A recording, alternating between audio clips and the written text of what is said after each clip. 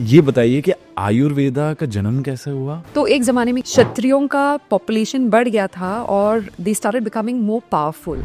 तब crimes also went up in the society. Parshuraman came and he had an axe and he killed a lot of Kshatriyas at that point in time. It was called a cleansing. फिर परशुरामन को बहुत दुख हुआ था कि ये क्या कर दिया मैंने. तब उन्होंने अपना जो axe है पानी में फेंका और भगवान से कहा कि give me land which is the size of that axe. Kerala was born. Oh, it's also the Ayurveda, God's own country and Ayurveda capital. Surgery was invented by Ayurvedic physician 3000 years ago. We are basically a microcosm of a larger macrocosm. Ayurveda is literally your book on how to take care of this magical piece of creation. I want to break down Panchakarma. Panchakarma means 5 ways of detoxification. Engine को साफ रखना बहुत जरूरी है. आयुर्वेदा में पंच महाभूत होते हैं. पृथ्वी, जल, अग्नि, वायु, आकाश. ये पंच महाभूत जब आते हैं तो इंसान का शरीर बनता है. We're 99% bacteria, 1% human. No science can change your body type, but unfortunately Ozempic is changing that right now. Yeah, it's scary. आप अपने हार्ट रेट को कंट्रोल नहीं कर सकते हो, अपनी लिवर को आप कंट्रोल नहीं कर सकते हो. एक ही चीज आपके कंट्रोल में है, वो है आपका breath. Head to toe all the treatments that are being done was invented in Ayurveda. Toxicology आप अभी सीख रहे हो. ये चीज 5000 साल पहले आयुर्वेद में सिखाया गया था. टॉक्सिकोलॉजी.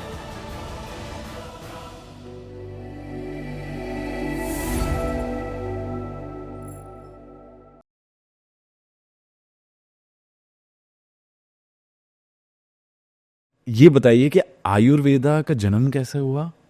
और आयुर्वेदा का मतलब क्या होता है in the most simplest method? Okay, ये 5000 साल पुरानी साइंस है, एंड इसका एक मिथोलॉजिकल स्टोरी है कि कैसे आयुर्वेद आया था. जब इंद्रदेव और ब्रह्मा, विष्णु सब लोगों ने मिलके दुनिया बनाई थी. Brahma made the world and उस वक्त obviously Lord Shiva was not very happy कि आपने ये दुनिया क्यों बनाई. इतना दुख, इतना तकलीफ लोगों को देखना पड़ रहा है ना all. So Brahma obviously said, there's another way of looking at it. आप दुख देख रहे हो, यहाँ पे सुख भी मिलता है. एंड हम लोग अपने इस मनुष्य जीवन से हम मोक्ष पा सकते हैं, निर्वाण पा सकते हैं. Okay, but the journey of human beings in this world is not easy. जब दुनिया बनाई गई थी तो काफ़ी सारे माइक्रो ऑर्गेनिजम्स भी पैदा हुए थे. कुछ अच्छे हैं, कुछ बुरे भी है. इसकी वजह से काफ़ी सारी बीमारियां भी होने लगी थी. तब स्वर्ग में जो इंद्रदेव है वहाँ पे 2 डॉक्टर्स थे, अश्विनी ब्रदर्स ने. ओके, तो स्वर्ग में भी बीमारियां हो सकती है. Okay, heaven is not devoid of pain, let me tell you that. Okay. We think that heaven is like pain free. No, there are problems there also, right? Now, what is heaven, what is hell? It's basically different states of happiness. Okay, heaven is here, human beings are here, hell is here. So that point in time, Dhanvantri decided to come to earth to help mankind understand how to live on this planet disease free. तो जब वो धरती पे प्रकट हुए थे तब एक सोने का बर्तन लेकर आए थे जिसमें एक सोने का लिक्विड था. उस लिक्विड का नाम है घी. सदगौत घृतम बोलते हैं, 100 वॉश्ड घी. मतलब आप 100 बार उस घी को ऐसे गोल गोल घुमाते हैं, फिर पानी डालते हैं, फिर वापस 100 बार ऐसे घुमाते हैं, फिर पानी डालते हैं, फिर 100 बार, ऐसे 100 बार आप करते हो. 100 rotations into 100 times. It's called 100 washed ghee. इससे काफ़ी सारी बीमारियां मिट सकती है. That's the saying, right? So Dhanvantri came on earth with the knowledge of Ayurveda and presented it to the monks and sages that with this knowledge you can take care of human beings here and teach them how to live a healthy, happy life and how to prevent diseases rather than waiting to get sick. So that day is marked as Dhanteras. Oh. Okay, which is celebrated just before Diwali. तो हम दिवाली के पहले धनतेरस के दिन जाते हैं, सोना और चांदी खरीदते हैं. But actually health is wealth. इस दिन आपको जड़ी बूटियां खरीदनी चाहिए. इस दिन आपको च्यवनप्राश या सदगौत घृतम ऐसी चीज़ें खरीदनी चाहिए जो आपके हेल्थ में एक इन्वेस्टमेंट की तरह हो. So Dhanteras is actually a celebration of health which is as good as wealth. That's how Ayurveda started. Wow. And there's this clans that we had, right? Kshatriyas were there who were fighting war, and then we had the potters and the masons. फिर हमारे पास वो खेती बाड़ी करने वाले लोग भी थे, ब्राह्मण से जो पढ़ाई करते थे. ओके, तो एक ज़माने में क्या हुआ था जब क्षत्रियों का पॉपुलेशन बढ़ गया था और they started becoming more powerful, तब crimes also went up in the society for some reason. At that point in time, Parshuraman was born. He's also considered one of the avatars of God. Parshuraman came and he had an axe and he killed a lot of Kshatriyas at that point in time. Right? तो उसने अपने axe से काफ़ी सारी क्षत्रियों का वध कर दिया था उस वक्त. Okay. तो ये सब खत्म होने के बाद it was called a cleansing, removing all the people who were causing harm to the society at that point in time. Okay. Now I'm not saying one society is bad, one society is good, not that. Okay. At that point in time there was some amount of corruption. फिर परशुरामन को बहुत दुख हुआ था कि ये क्या कर दिया मैंने, एंड तब उन्होंने अपना जो एक्स है पानी में फेंका और भगवान से कहा कि आप मुझे इतने साइज का धरती दीजिए, give me the size, give me land which is the size of that axe. Kerala was born. Oh, that's why it's also the Ayurveda, God's own country, and the Ayurveda birthplace capital. of Ayurveda, Yes. right? So Parshuraman went from being a warrior. Now this is a mythological story, okay? There's obviously no documented evidences of that, and I'm sure scientists in the future will find evidence for it, just like how they found evidence for Ramayana and the Setu The Bridge. Rama Setu. Right? They will find evidence for this also, hopefully. So Kerala was born, which was the size of that axe. So Parshuraman went from being a warrior to now becoming an educator. तो उन्होंने 18 villages को चुना और 18 villages में 18 families को चुना. Okay, 18 families representing those 18 villages were chosen. तो उन्होंने उस 18 families को आयुर्वेद का ज्ञान सिखाया, योगा सिखाया, कलरी पैतु सिखाया. Kalaripayattu is the mother of all martial arts. आपके कराटे, टेक्वांडो, कंगफू, जूडो, ये सब कलरी पैतु से एक्सट्रैक्ट किया गया था और चाइना जाके वो स्पेशलाइज साइंसेस बन गए थे. आयुर्वेद के ज्ञान में आपको सब चीज़ें मिलेगी. नेचुरोपैथी मिलेगा, होम्योपैथी मिलेगा, yoga as a sister science Ayurveda के साथ जाता है. इसमें आपको एक्यूपंक्चर मिलेगा, एक्यूप्रेशर मिलेगा, नीडल थेरेपी मिलेगा, कपिंग मिलेगा, ये सब चीज़ इसमें है. So ये सारी चीज़ें जो आज हम मॉडर्न साइंस के तौर पे एक्सप्लॉइट करते हैं या यूज़ करते हैं, ये एक्चुअली ओरिजिनेट आयुर्वेद के थ्रू हुआ था. Colon irrigation, name it. All your massages, colon irrigation, head to toe, all the treatments that are being done was invented in Ayurveda. Surgery was invented by Ayurvedic physician Sushruta 3,000 years ago. He conducted the first surgery 3,000 years ago in the world. Even today, if you study medicine, the father of surgery is Sushruta, even in your MD degree. Even in modern medicine and allopathy, they are taught the father of surgery is Sushruta. उसके कुछ documented evidence भी थे. Sushruta conducted surgeries back in the day. जब युद्ध लड़के लोग वापस आते थे तो उनके कान मिसिंग होता था या पैर हाथ टूटे हुए थे.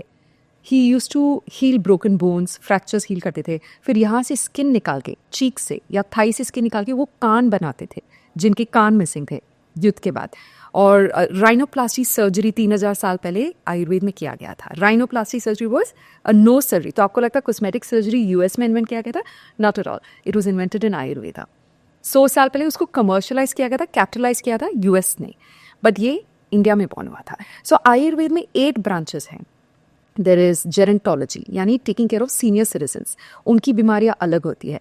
पीडियाट्रिक साइंस, बच्चों की बीमारियां, इनफर्टिलिटी मेल और वुमेन में. ओके, एंड उसके बाद आता है आपका ENT, ears and nose and throat, उसका एक अलग ब्रांच ऑफ साइंस था. Surgery was a separate branch of science. Toxicology आप अभी सीख रहे हो. Toxicity in food, mould toxicity and chemical toxicity, ये चीज़ 5,000 साल पहले आयुर्वेद में सिखाया गया था. टॉक्सिकोलॉजी यानी जहरीली चीज़ें खाने से आपके शरीर में जो बीमारियां होती है उस जहर को कैसे बाहर निकालना. Then there was general medicine, जैसे सर्दी, बुखार, खांसी, डायबिटीज़, थायराइड, एसिडिटी, ये सारी बीमारियां उस वक्त भी होती थी लेकिन कम मात्रा में. फिर उसके बाद एक ब्रांच था, 8th branch, which is called mental health, psychology, और इसमें भूत प्रेत की चीज़ भी बातें किए जाते थे. Okay, the influence of external spirits. Okay, भूत प्रेत जो है ना, हमने हॉरर मूवीज़ और टीवी शोज़ में सुना है, देखा है, तो हमारा जो इमेज है वो काफ़ी डिस्टॉर्टेड है. ओके, वो एंटरटेनमेंट के जरिए से हमारे लाइफ में आया. But obviously the soul is neither born not destroyed. हमारी जो आत्मा है उसका ना जन्म होता है ना मरण होता है. कई हज़ारों सालों तक हमारी आत्मा जो है डिफरेंट रूप लेके इस धरती पे आया है. कभी शायद जानवर बन के, कभी पौधा बन के, कभी इंसान बन के. हर चीज़ में एक आत्मा होती है. Okay, now the soul is neither destroyed not created, and we are literally fragments of a bigger soul. Okay, which you can call it as Brahma और द यूनिवर्स और द कॉन्शियसनेस और द बिग बैंग थियोरी, आप उसको कुछ भी कह सकते हो.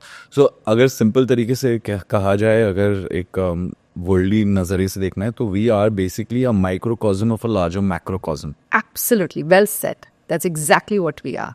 And that's why we are called the co-creators of the universe. यानी हम यूनिवर्स का एक हिस्सा भी है और यूनिवर्स हमारे शरीर और हमारे मन का भी एक हिस्सा है. The entire universe is with in us. So I do believe in spirit world, but the impression that we have is a little distorted. And this is something that I want to share with you, which my grandfather has shared with me. Unfortunately, during COVID, we saw a lot of untimely deaths. We saw a lot of suicides happening, right? And I asked him, what happens to a person who commits suicide? What happens to that soul? Not that I had such ideas, but I was very curious, because we saw a lot of near and dear ones also giving up on their life. He said, आपकी जो आयुष आपने बांध के रखा है, because of your karma, say you're meant to live for 80 or 90, 92 years on this planet. But किसी वजह से you gave up and you end, God forbid, a person ends their life at the age of 40. They have to continue staying on this planet for another 52 years till that Ayush is completed to move on to the next planet or to the next plane.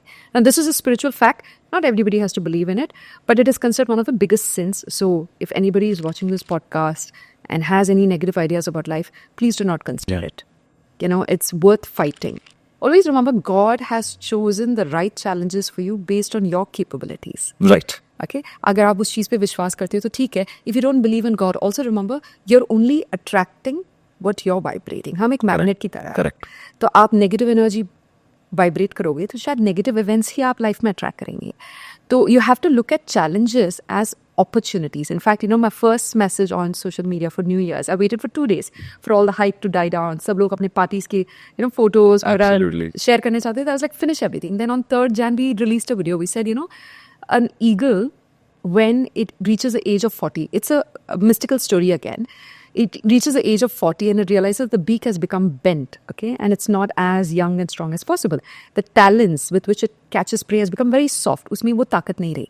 The feathers have become very heavy. अभी उड़ान नहीं हो रही है. तब eagle क्या करता है? It goes to the mountain top. अकेले जाता है. वहाँ पे 150 दिन तक वो eagle वहाँ पे रहता है बिना खाना खाए. 150 days in isolation. That's 5 months. वो 5 महीनों में the eagle breaks its own beak by crushing it against the rock. खुद के बीक को तोड़ता है. फिर उसके बाद जब नया बीक आता है, स्ट्रॉन्ग, अपने बीक से वो अपने टैलेंट्स को निकाल देता है. अपने ही टैलेंट्स को निकाल देता है. फिर उसके बाद नए टैलेंट्स ग्रो होते हैं जो फर्मर, यंगर, हेल्थियर, टाइटर होते हैं. फिर अपने बीक से सारे फेदर्स वो चीर के निकालता है, फाड़ के निकालता है. The feathers that grow back are younger, healthier, lighter. 40 साल की उम्र में जब ईगल ये करता है तो उसको कहते हैं mystical rebirth, the flight of birth. इसके बाद the eagle can live for another 30 years. The eagle's lifespan has gone from 40 to 70 now. That is what an opportunity should be treated as. A challenge should be treated as. जब आपकी ज़िंदगी में कोई मुश्किल आती है, कोई तकलीफ आती है, that is an opportunity for you to grow into a bigger, healthier, kinder, happier version of yourself. I totally agree with you. Embrace it. I totally agree with you क्योंकि ये एक फॉर्मूला है जो फॉर्मूला मैं बोल रहा हूँ क्योंकि मॉडर्न तरीके में फॉर्मूला ही कहेंगे इसे. ये एक फॉर्मूला है जिससे मैं अपनी ज़िंदगी भी जीता हूँ. Very nice. कभी कभी तो ऐसे होता है कि मैं चैलेंजेस खुद ही ले लेता हूँ अपने सर पे.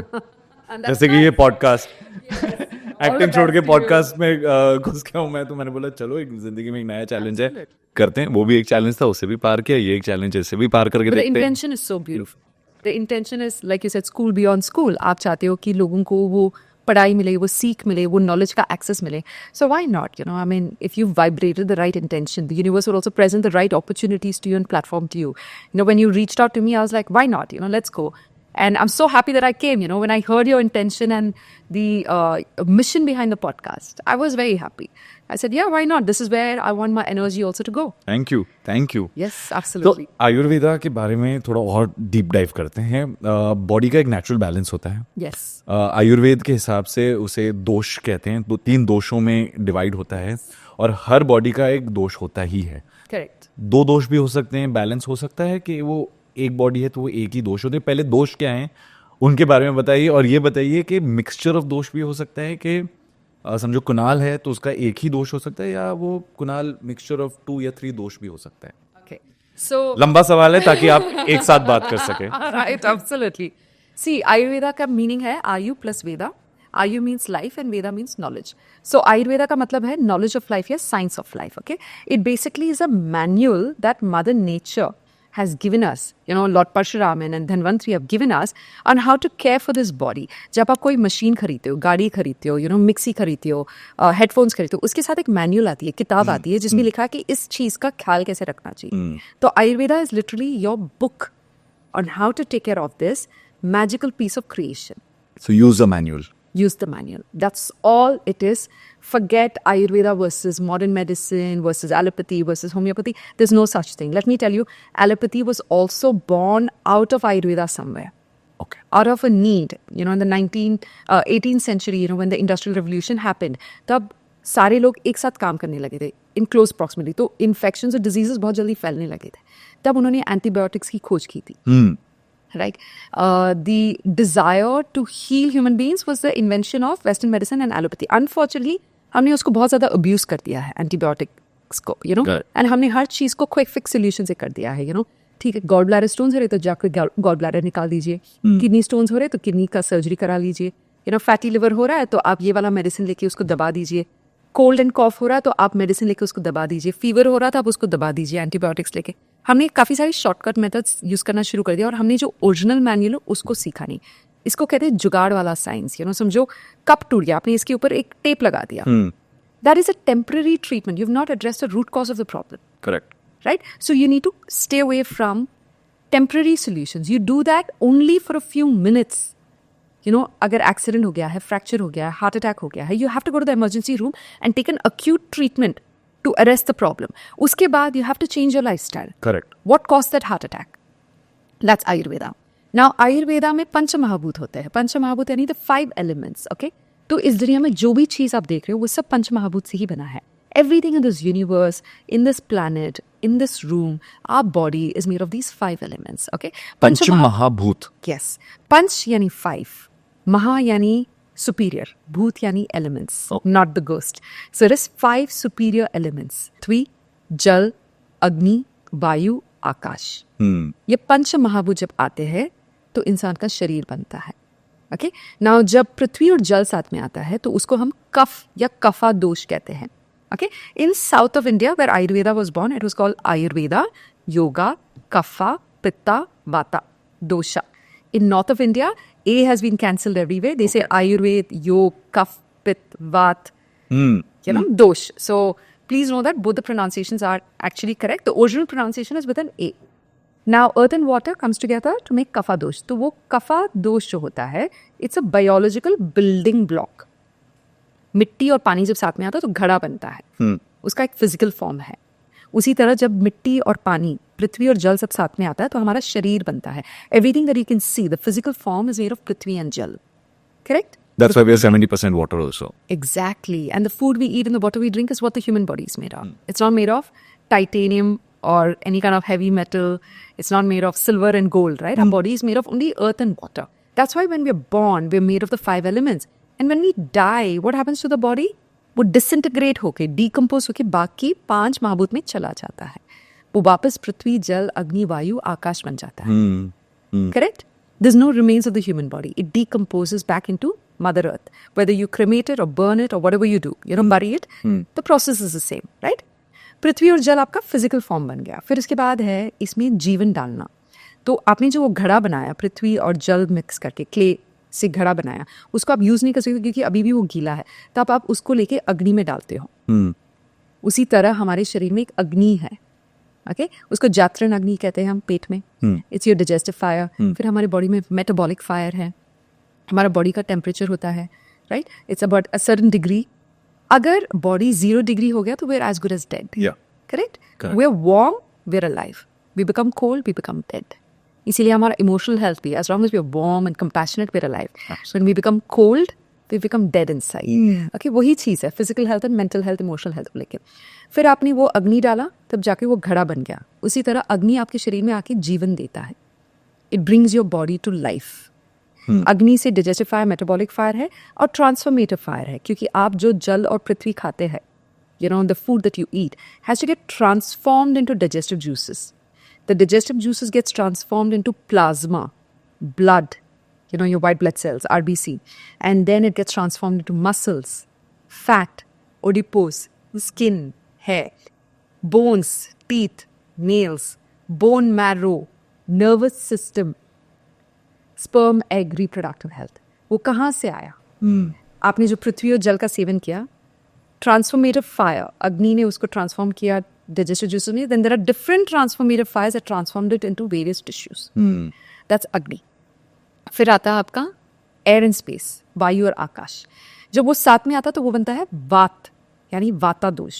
ओके, अग्नि बना पित्त, पृथ्वी और जल बना कफ. ओके, वायु और आकाश क्या करता है? Now you have a physical body, इसमें अग्नि भी है, जीवन भी आ गया. Correct. But unless you breathe, you still not alive. Unless you move, you still not alive. वायु एंड आकाश मिलके आपके अंदर वो प्राण लेकर आता है, सोर्स ऑफ लाइफ. उसको प्राणा कह सकते हैं. Okay, and it is responsible for all movements in your Hence pranayam. Hence pranayam. The first action of life is to breathe. To breathe. As soon as a child is born, what do? We breathe. We breathe. Yes. When we die, what happens? Stop. We stop breathing. Okay? What happens when you have fast breath? Anxiety goes up. What happens when you slow down your breath? You become calm. एक ही चीज आपके control में है. आप अपने heart rate को control नहीं कर सकते हो, अपनी लिवर को आप कंट्रोल नहीं कर सकते हो, अपने ब्लड को आप कंट्रोल नहीं कर सकते. You can't say circulate the blood, you can't tell the lungs contract expand. You're not telling the diaphragm move up and down. You're not telling the stomach, contract and expand and digest the food and churn the food. You're not telling your intestines, अब इसको nutrition को आप absorb करो. You're not telling your bones to grow. You're not telling your teeth and nails to grow. You can't do any of these. वो सब autopilot है. Autopilot. एक ही चीज आपके कंट्रोल में है, वो है आपका breath. Prana, source of life. Pranayam is learning how to manage that source of life. तो सुबह उठ के जो पहली चीज हर इंसान को करना चाहिए वो है pranayama. Take a deep breath and first be grateful that you are alive. You still alive this morning, you still woke up.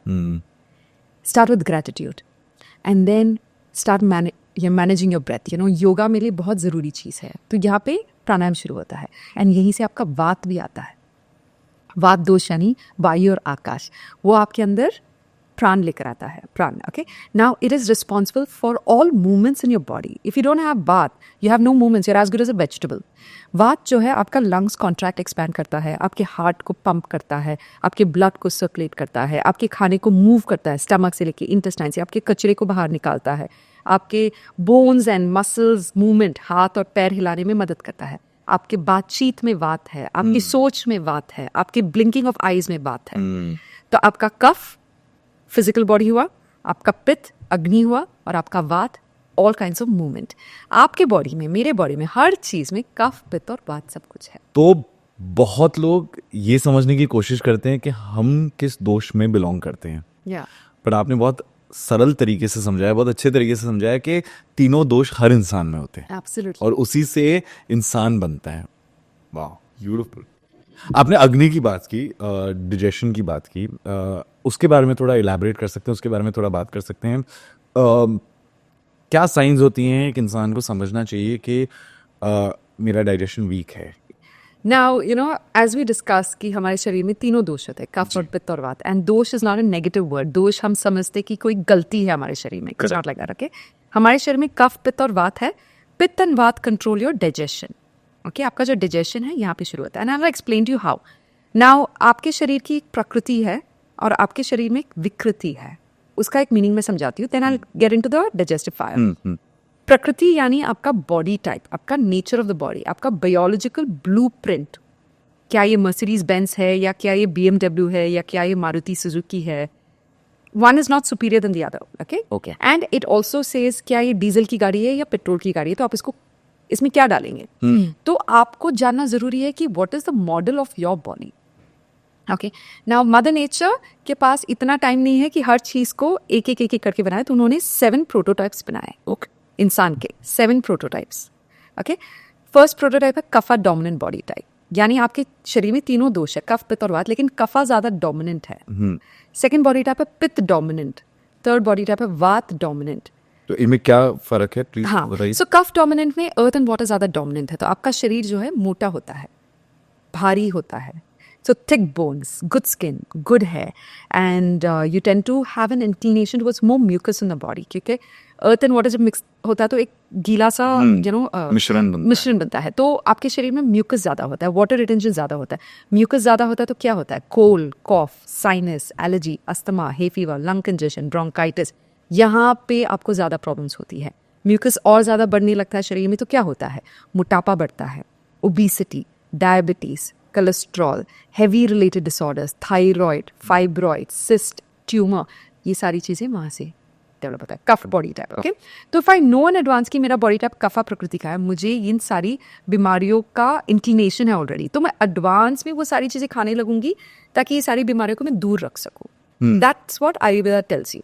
तो जिनका कफा बॉडी होता है उनको क्या चीजें बेसिकली मोटा मोटा अवॉइड करना चाहिए? हाँ। खाने में या पीने में? तो कफ बॉडी टाइप जो है अर्थ एंड वाटर डोमिनेंट है, तो आपको भारी चीजें नहीं खानी है, राइट? फ्राइड हो गया, फ्राइड फूड्स हो गया है, कार्ब हैवी हो गया, sweet foods, easy way to remember, आपका फ्राइड हैवी स्वीट फूड्स के कैटेगरी में आता है। तो मीठी चीजें आपको ज्यादा नहीं खानी है। मीठी चीजें में आता है गेहूं, चावल, करेक्ट, वो मीठा है। अब गेहूं चावल के बदले आप ले सकते हो बाजरा, जवार, मक्काई, रागी, सो मेनी मिलेट्स आते हैं। आप वाइट राइस के बदले कभी कभार red rice, brown rice, black rice ले सकते हो, उसमें मीठा कम होता है, राइट? मीठा कम करना आपको, खट्टी चीज़ें कम करनी है जैसे नींबू, टमाटर, इमली, संतरा, और नमकीन चीज़ें आपको कम करनी है क्योंकि नमकीन चीज़ों से पानी, वाटर रिटेंशन बढ़ता ज़्यादा होता है, हाँ, आपके शरीर में, ओके। आपको क्या खाना है? आपको कड़वी चीज़ें ज़्यादा खानी है, बिटर यानी लीफी ग्रीन वेजिटेबल्स, पालक, और करेला, करेला, all of the bitter vegetables. आपको एस्ट्रिंजेंट फ्रूट्स ज़्यादा खाने, जैसे बेरी, चेरी, स्ट्रॉबेरी, ये आपके शरीर को टाइट करता है। बेरी, चेरी, स्ट्रॉबेरी छोटे छोटे फ्रूट्स होते हैं क्योंकि इसमें पानी नहीं इकट्ठा होता है, तो आपको वो चीज़ें खानी है। एप्पल हो गया, पेयर हो गया, अनारदाना हो गया। आपको पंजन चीज़ें खानी है यानी spicy, capsicum, onion, garlic, radish, chillies, cinnamon, cardamom, clove, ये सारे गरम मसाले आपको खाने। इससे शरीर में गर्मास आएगी, म्यूकस डिसॉल्व होगा, मोटापा कम होगा, वाटर रिटेंशन कम होगा।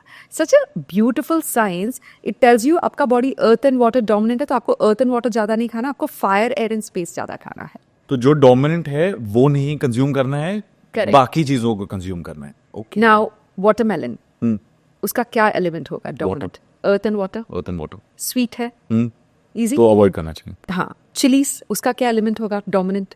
स्पाइसी, फायर, फायर, तो वो ज़्यादा खानी चाहिए। पोमोग्रेनेट एकदम छोटा सा टाइट है। कॉलीफ्लावर, कैबेज, ब्रोकली, ये सब एयर एंड स्पेस ज़्यादा होते हैं इनमें, वाटर कंटेंट कम होता है उसमें, करेक्ट। ड्राई है ये सारी चीज़ें। See how smart it is. गेहूं हो गया है, मे बी नॉट गेहूं, मिलेट्स, ये सब ड्राई है। अर्थ है लेकिन इसमें एयर एंड स्पेस है, बहुत ड्राई चीज़ें हैं, तो आपको वो सारी चीज़ों का सेवन ज़्यादा करना चाहिए। फिर आपका पित्त डोमिनेंट आया, उनको कफ और वात वाली चीज़ें ज़्यादा खानी चाहिए, पित्त वाली चीज़ें कम खानी चाहिए। जैसे कि पित्त वाली चीज़ें हुआ आपका कैप्सिकम, अनियन, गार्लिक, रेडिश, ऑबरजीन यानी बैंगन। मैं ऑबरजीन कहती हूँ और काफ़ी लोग मुझे पूछते रहते कि क्या होता है। I have to keep reminding my self to translate it. Baingan, and brinjal, easy said. And pitta वालों को तेल वाली चीज़ें नहीं खानी चाहिए। क्यों? आपका शरीर में पित्त यानी अग्नि ज़्यादा है कंपेयर टू नॉर्मल पीपल, तो आप उसमें तेल डालोगे तो क्या होगा? ज्यादा जलेगा। आप उसमें क्या डाल सकते हैं? घी डाल सकते हैं। अग्नि में हम घी डालते हैं, आंखों को ठंडक पहुंचती है।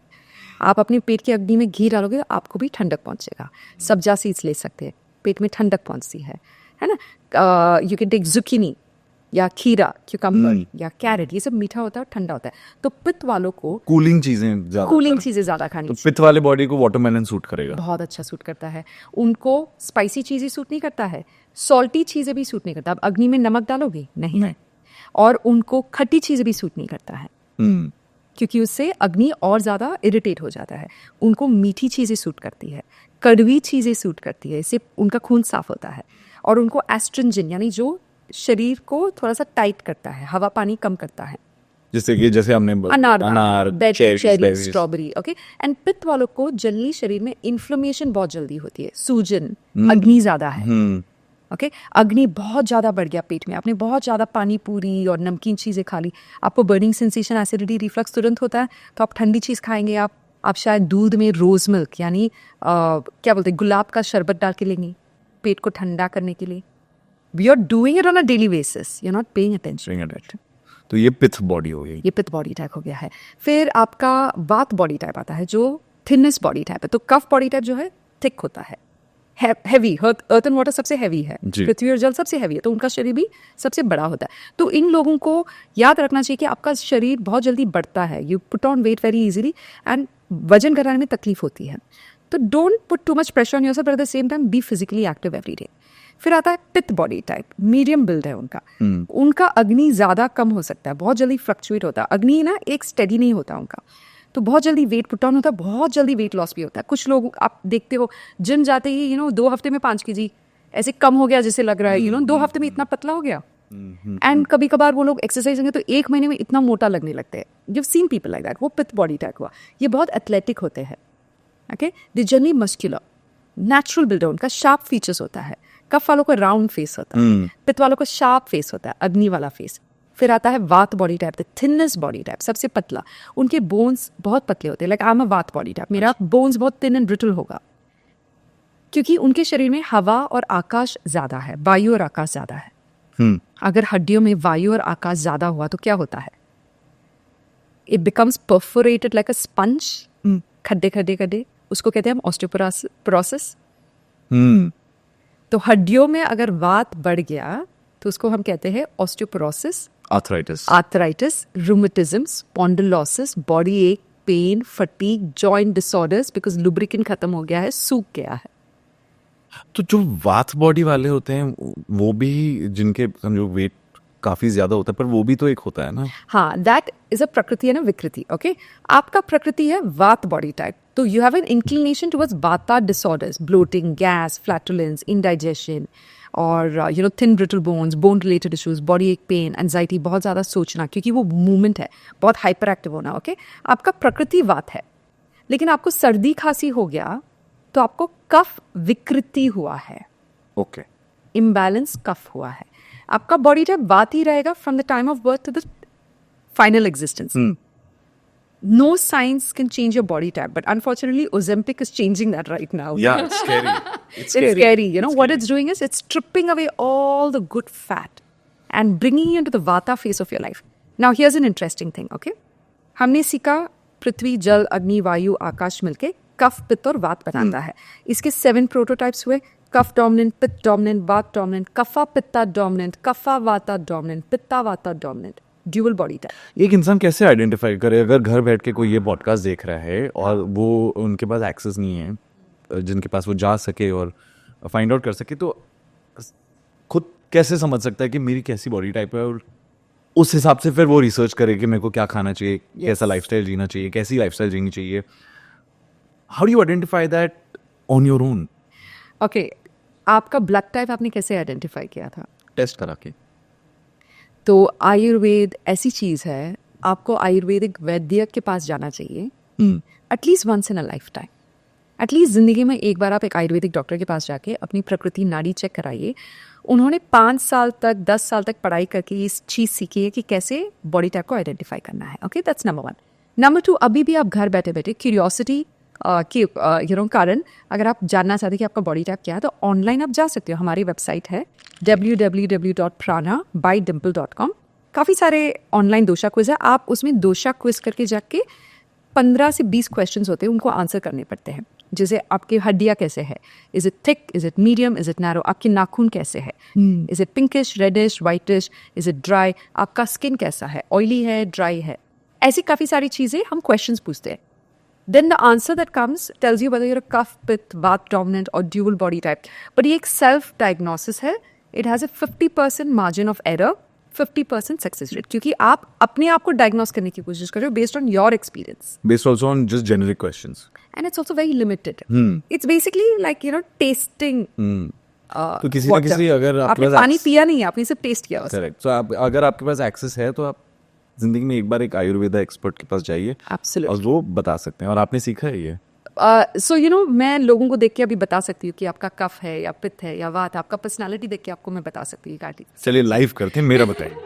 लाइव करते हैं, सबको बताते हैं पॉडकास्ट में कि a little more insight into me. Insight into you. Okay, I'm going to ask you a few questions and you must do help. हाँ, ये बहुत ही इंटरेस्टिंग होगा। And let's begin with the hair. Do you tend to have hair loss or do you tend to have thick hair growth? Thick hair growth. Thick hair growth, but no hair loss? No hair loss, but I do time and again, according to the weather, dandruff के issues होते हैं मुझे weather के हिसाब से, जैसे winter में ज्यादा बढ़ जाता है, ड्राइनेस बढ़ जाता So that's a kapha quality. है. Okay. How's your skin? Oily, dry, Oily. combination?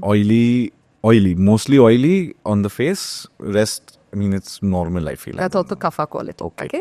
How has your lung health been when you were a kid? Cold, cough, sinus, allergy, asthma आपको जल्दी होता है? एलर्जीज इतनी कभी नहीं हुई है. कोल्ड कॉफ साल में एक बार होता था, अब तो काफी सालों से वो भी नहीं होता है. Okay. So that way, touch wood, Yeah. So your immune system is strong. Okay? hopefully. Growing up as a child, were you chubby, fat? Did you I was very thin, and now I've started putting on weight. you start putting on weight? Do you tend to put on weight easily and lose weight easily, or do you struggle to lose weight? I don't struggle to lose weight. अगर मैं अपने आप को थोड़ा सा discipline कर लूँ, I can put on also and lose also. Lose weight easily. Not, yeah, easily. Yeah. As a teenager, did you have pimples, acne, Yes, I did. rosacea, eczema, psoriasis? I So- still have psoriasis. I'm still battling psoriasis. Yeah. Right now it's come up. I never had it in childhood. I'm battling psoriasis now. See, this is your pitta body type, okay? Again, your pitta is more dominant. Now I'm asking, you have all three doshas, but there are some that the score is higher. Pitta is scoring higher because you're fluctuating weight, skin issues, okay? Kapha is good skin, good hair, and, no cold, no cough. So kapha थोड़ा कम है, पित्त थोड़ा ज़्यादा लग रहा है. Now, digestive health कैसा? आपको bloating, gas, flatulence, indigestion जल्दी से होता है या acidity reflux होता है? Acidity reflux होता है जब मैं बहुत स्पाइसी खाऊं, आपका पित्त अभी स्कोर बढ़ रहा है. पर मुझे स्पाइसी बहुत पसंद है. आपका पित्त और बढ़ रहा है. Okay, पित्त people have an inclination towards spicy food. जो आपको नहीं खाना चाहिए उसी चीज को आपको inclination होता है. मैं तो तो आप follow करो चार आइसक्रीम, पांच हरी मिर्ची खा रहा हूँ. आपका पित्त का स्कोर बढ़ता जा रहा है. आपका पर्सनालिटी एम्बिशियस है या आप लेड बैक है, लेजी है, सोशलाइजिंग करना अच्छा नहीं लगता, या बहुत ज्यादा क्रिएटिव, हाइपर एक्टिव है? बैलेंस्ड है. बैलेंस्ड है. जब मैं किसी पे कमिट करता हूँ तो फिर मैं, जैसे अभी ये पॉडकास्ट, तो I am fully into it. You have to- पर जब लेजी होता हूँ तो मैं ऐसा लेजी होता हूँ कि घर वाले भी बोलते हैं कि भाई उठ अब. तो थोड़ा सा कफ क्वालिटी लेकिन पित्त ज्यादा है. हाँ. Okay, from the score, okay, I'm giving a very short answer. You have an inclination towards skin diseases, pimples, acne as a teenager, rosacea, eczema, psoriasis, urticaria as a grown-up, burning sensation, acidity, reflux, desire for spicy foods, okay? Early graying of hair if you continue on this path. I do have. Hair That's thinning? actually been a genetic thing. It's not genetic, it's your pitta body type again, okay? Sharp features, ambitious, okay? Fluctuating weight, tendency to put on weight easily, lose weight easily. You're a pitta dominant body type, थोड़ा सा कफ quality भी है आपका, वात उतना नहीं है. तो 7 प्रोटोटाइप्स में से ये आप dual Pitta body type dominant? है, pitta kapha dominant body type. Pitta is more dominant in your body. Now for you simple diet plan I tell you, since we हाँ, please, identified the please. Problem. ये बहुत ही interesting है. ये जो आपने सवाल पूछे ये आप हर इंसान को पूछेंगे, पर Yes. उनके जवाब अलग होंगे. अलग तो होंगे. कुछ ना कुछ इन्फॉर्मेशन तो इससे मिल ही गई. हाँ. Now, you touched upon that question about digestive health, pitta, Agree. Adini, okay? So I'm going to correlate that answer here now. I'm bringing all the points together now, okay?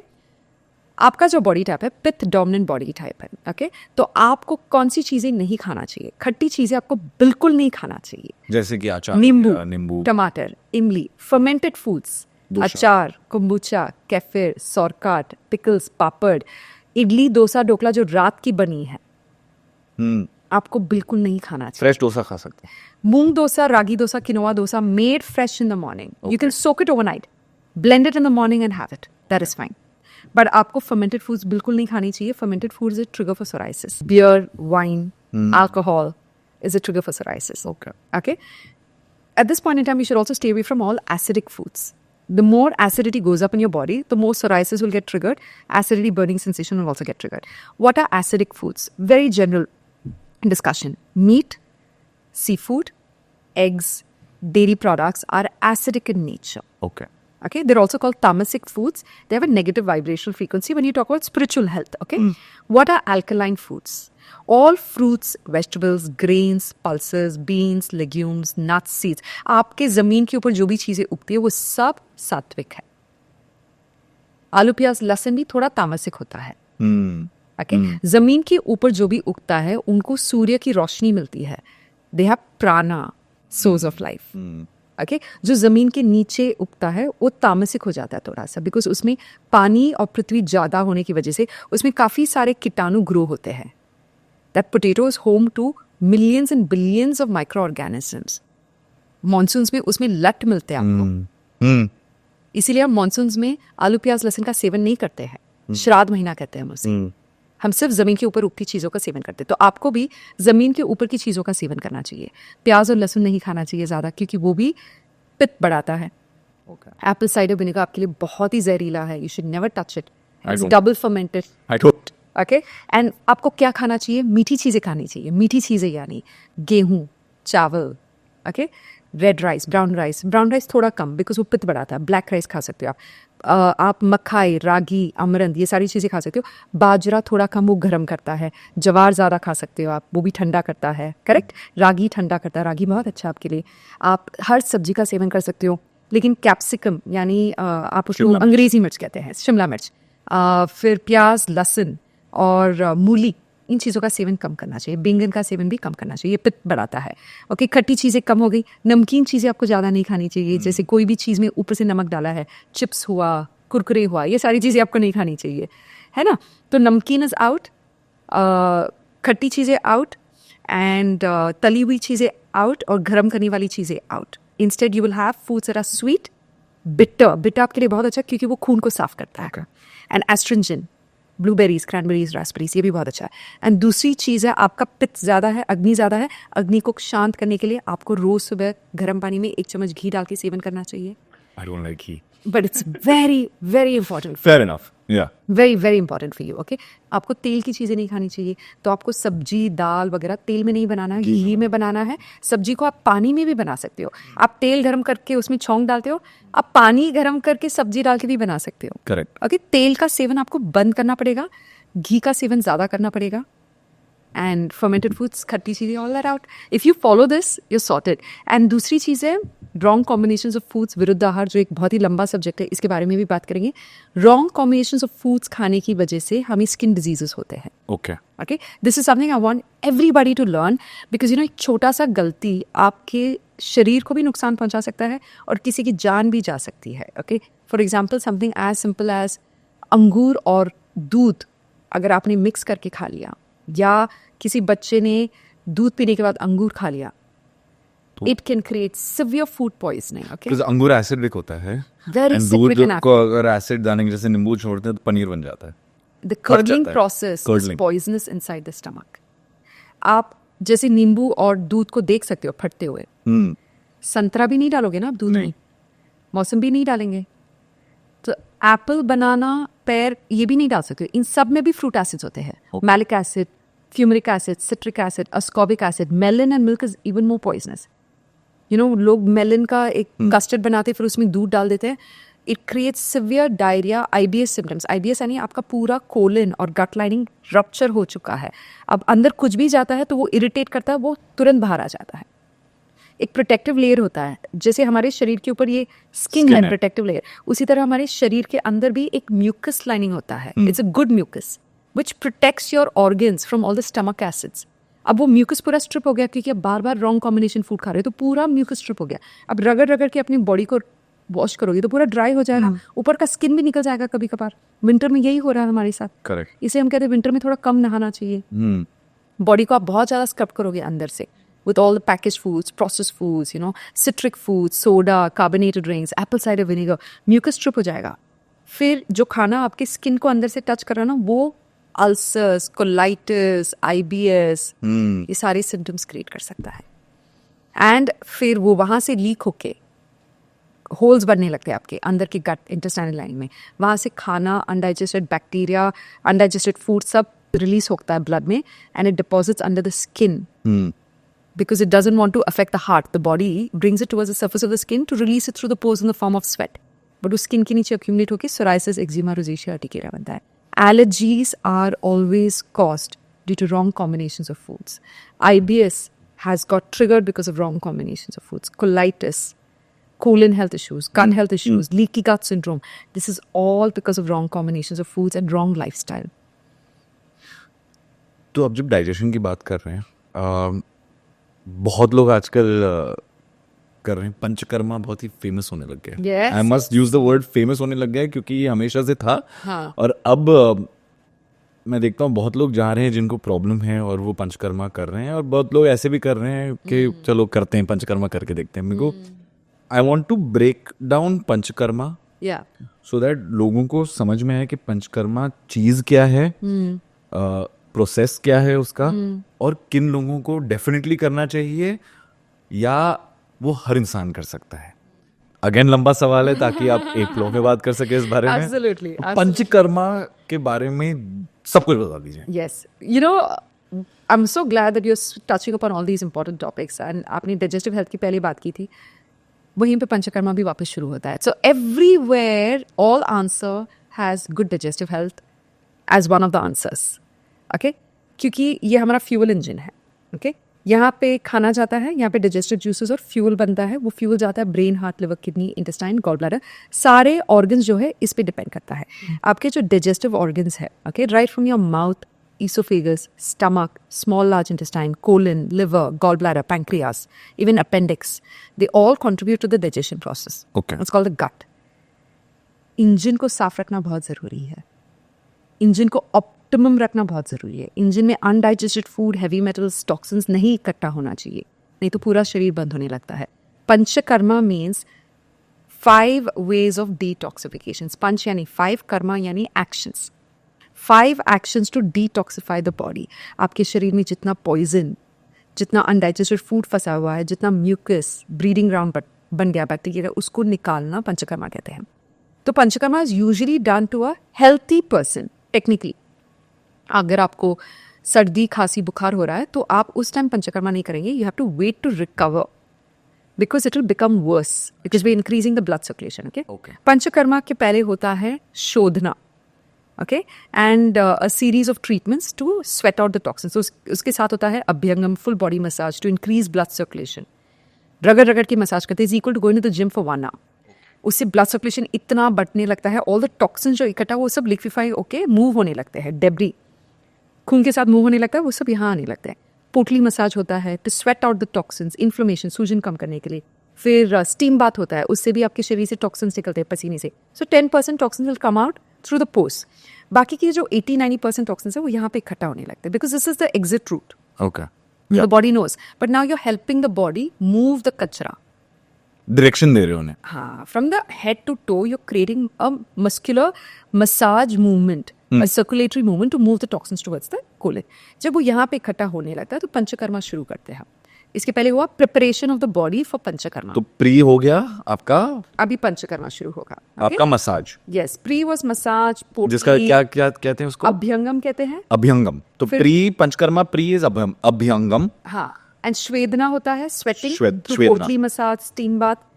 You've prepared the body for Panchakarma. Panchakarma is now detoxification. Fair. तो पहले आपको body को prepare करना चाहिए. Okay, detoxification में sir से अगर हम शुरू करें, पहले होता है नस्यम. नस्यम यानी they introduce medicated oil through the nose to clean up the sinus glands here. यहाँ पे म्यूकस फंसा हुआ है. Cold cough, sinus allergy, sinusitis, tinnitus happens because of that. Okay. The mucus gets cleared, eyesight improves, ears improves, nasal health improves, bronchial health improves. Okay, so nasyam हुआ. फिर होता है विरेचनम, oral medication. तो विरेचनम में होता है आपको शायद 10 ml मेडिकेटेड घी दिया जाएगा आज, फिर 20 ml, फिर 30-40, ऐसे 10 दिन में आपको 100 ml तक लेकर आना है. एंड कुछ लोगों को शायद जड़ी बूटी वाला रस देंगे, उसको कषायम कहते हैं. Okay, there be kashayam, arishtams, asavams, these are different kinds of medications. Virechanam यानी through oral medication you are purging the body of toxins. आपके टॉक्सिन्स को आप निकाल रहे हो. आपको चूर्णम भी दे सकते हैं, अविपति चूर्णम, ब्रेथफ्ला चूर्णम, इससे आपका पेट साफ कराने के लिए. ओके, विरेचनम हुआ. वमन होता है जिनका यहाँ पे बहुत ज़्यादा कफ इकट्ठा हो गया है, तो वमन से इट्स इंड्यूस्ड वॉमिटिंग. और जिनका पित्त बहुत ज़्यादा इकट्ठा हो गया है यहाँ पे, जैसे कि आपका बॉडी पित्त बॉडी टाइप है, तो यहाँ पे पित्त ज़्यादा इकट्ठा हो जाता है. तो हम after doing the virechanam, lubrication of the oesophagus, then on the 10th or 11th day you'll be given either 1 liter of water या आमला पानी या नमक पानी या दूध दिया जाएगा. You drink it and you just bend down and everything comes out. सारा म्यूकस, फ्लेम, टॉक्सिन बाहर आ जाता है. वमन कहते हैं उसको. नस्यम हो गया, विरेचनम हो गया, वमन हो गया. फिर इसके बाद आता है बस्ती treatment. Basti means pooling of oil, medicated oil. तो बस्ती कई जगह पे हो सकता है. अगर आपको नेक प्रॉब्लम है, सर्वाइकल स्पॉन्डिलाइटिस, तो यहाँ पे pooling of oil will happen. They will pour half a liter of oil on your neck. Lower back they'll pour half a liter of oil. Okay, then they can pour it on the spine itself. Spine dhara कहते हैं उसको. Then they can introduce medicated oil through the colon. Okay, on day 1, 2, 4, 6 and 8 to lubricate the colon. Day 3, 4, 5 and 7 they'll introduce 1 liter of the medicine and you'll go to the washroom within a few seconds, empty stomach. All the waste will come gushing out. You can see all psychedelic colors of waste coming out of your body. Okay? फिर होता है रक्त motion, blood letting. Okay, गंदा खून इकट्ठा हो गया तो लीचेस या स्टरलाइज नीडल्स लेके हम उस गंदे खून को बाहर निकालते हैं. So these are non invasive ways of removing toxins out of your body. What is invasive? Surgery. आपको सर्जरी तक नहीं पहुंचना है, इसलिए आप पहले आप अपने शरीर को साफ करोगे. अब ये बहुत ज़्यादा पॉपुलर हो गया है. One, vanity. We are also becoming health conscious post pandemic. हमें हेल्थ का वैल्यू समझ आ गया है. That is better to invest in your health rather than waiting to get sick. And Western medicine, Western science, Europeans ने भी काफ़ी सारी चीज़ें निकाली है आयुर्वेद से. उन्होंने कोलन इरिगेशन को बहुत ज़्यादा पॉपुलर कर दिया है. बट अनफॉर्चुनेटली उसमें थोड़े साइड इफेक्ट्स हैं, बिकॉज उसमें गुड और बैड बैक्टीरिया दोनों फ्लश आउट हो जाते हैं. सिर्फ bad bacteria. Only bad bacteria. In fact, we're not flushing. We're not using any machines to flush your colon. इसमें क्या होता है? They introduce a medicine through your mouth, through your nose, through your colon. And the medicine helps in strengthening your good bacteria. उनके लिए वो एक खाना है. You're providing ration, provisions to the army in the front line. Army को भूखा नहीं रखना आपको. आर्मी को आप पहले राशन प्रोविजंस पहुंचाओगे so that they're in good health. They will do the fighting. Then the good bacteria will start fighting the bad bacteria and push it towards the colon, saying out. The good bacteria will start moving all the toxins. Remember, the bacteria is doing all the work in your body. We're 99% bacteria, 1% human. Yeah, What does that that's true. say? Right? It's That's so magical. You think you own this body. Let me tell you, it's home to millions and billions and trillions of bacteria. अगर मैं उसका वजन भी निकालूं, 1 kilogram of bacteria in a healthy adult, 1 kilogram. And this is billions and trillions of varieties of bacteria. It's like a rainforest inside. तो इसीलिए आप antibiotics advise नहीं करते, क्योंकि आप उस रेन फॉरेस्ट को डिस्ट्रॉय करके वापस नया फॉरेस्ट उगाने की कोशिश कर रहे हो, लेकिन आपके सारे वैरायटीज और डाइवर्सिटी नहीं आएगा. इसीलिए आपको फूड इंटॉलरेंस हो रहा है, क्योंकि जो बैक्टीरिया आपको चाहिए था वीट डाइजेस्ट करने के लिए वो अब है नहीं आपके पास. और ग्लूटेन भी अभी बहुत ज़्यादा हार्ड हो गया है. आपको जो लैक्टेज चाहिए था वो है नहीं आपके शरीर में अभी, इसलिए आपको लैक्टोज इंटॉलरेंस हो गया. आपको नट एलर्जीज हो रही है, क्योंकि आपके पास वो बैक्टीरिया नहीं है जो नट्स को डाइजेस्ट करता है. ये सब पहले हिंदुस्तान में था भी नहीं था. अभी Intolerances to food and allergies. बीमारियां भी इतनी नहीं थी. Remember, diseases started spreading when shipping industry, when Columbus went from one country to another country. Every time a ship landed, new bacteria were introduced into that land. It killed a lot of people. Remember that, okay? And it was written in the Shastra, the day man learns how to fly will be the most dangerous, because diseases will spread very, very, very fast. we're living in that age. COVID happened, why? And what was the first thing we had to cut off? Air travel. Very true. Very true. Wow. So, panchakarma सबको करना चाहिए, या कुछ ऐसे लोग हैं जिनको definitely करना चाहिए और कुछ ऐसे लोग हैं जिनको बिल्कुल नहीं करना चाहिए, या एक ऐसा समय आता है जब आपको करना चाहिए? Honestly, पंचकर्मा हर किसी को हर साल करना चाहिए. Maintenance of the body. किस उम्र से शुरू करना चाहिए? बच्चों को हम कुछ चीज़ें देते हैं, जैसे शिरो अभ्यंगम यानी हेड मसाज, फुट मसाज. बच्चा पैदा होते ही हम बॉडी मसाज देते हैं. That's also part of Ayurveda, part of panchakarma. It's a pre panchakarma. हम बॉडी मसाज दे के टॉक्सिन्स को निकालते हैं बच्चों का, है ना. फिर उसके बाद जब बच्चा 5-6 साल का होने लगता है, हम उनको नीम की गोली देते हैं, हम उनको अजवाइन देते हैं, हम उनको कैस्टर ऑयल देते हैं 1 चम्मच पेट साफ करने के लिए. We can't do enemas for a child because their organs are very sensitive and not fully formed. हम oral purgation करना शुरू कर चुके हैं बच्चों को. Okay? After the age of 18, समझो पिंपल्स एक्ने बहुत हो रहे हैं, तब उनको विरेचनम भी देने लगते हैं, like oral medication with complex herbs. And we also can induce Vaman, introduce Nasyam medicine through the nose. बच्चे को anxiety हो रहा है, डिप्रेशन हो रहा है, तो आप नस्यम दे सकते हैं.